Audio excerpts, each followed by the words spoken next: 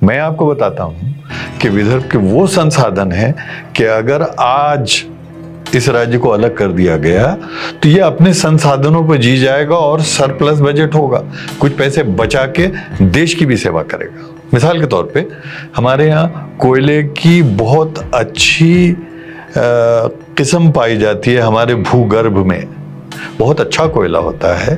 फिर उसकी वजह से हमारे यहाँ जो ताप बिजली घर हैं उनके अंदर जो बिजली पैदा होती है हमारी ज़रूरत से ज़्यादा पैदा होती है। हम बिजली नासिक, पुणे, बम्बई को भेजते हैं। फिर हमारे यहाँ कपास होती है, हमारे यहाँ तो वाइट गोल्ड है कपास। ये बदकिस्मती की बात है कि हमारे यहाँ किसी ज़माने में 7 कॉटन मिल्स थी, लेकिन सियासत के चलते सारी मिलें बंद हो गई। तो हम बहुत अच्छी कपास उगाते हैं। हमारे यहाँ बहुत अच्छा संतरा होता है जो देश के दूसरे भागों में नहीं बल्कि विदेशों में भी जाता है। फिर उसके बाद मालगुजारी ज़माने के कुछ तालाब बने हैं, मालगुजारी टैंक। मालगुजारी टैंक में मीठे पानी की मछली होती है, इसका उत्पादन देश के मुख्तलिफ हिस्सों में जाता है।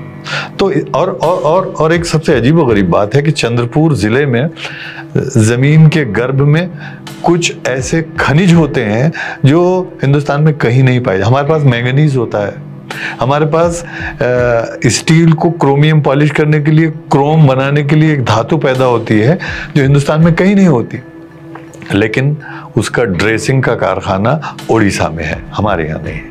तो हमारे संसाधनों को कमर्शियल बनाने की कोई कारखाने या इस तरह की कोई चीज़ें महाराष्ट्र में बनाई नहीं गई, जिसकी वजह से हम गरीब हैं। अगर महाराष्ट्र अलग होता है तो अपने बलबूते पर, अगर महाराष्ट्र से विदर्भ अलग होता है तो विदर्भ अपने बलबूते पर बहुत खुशहाल स्टेट बन जाएगी।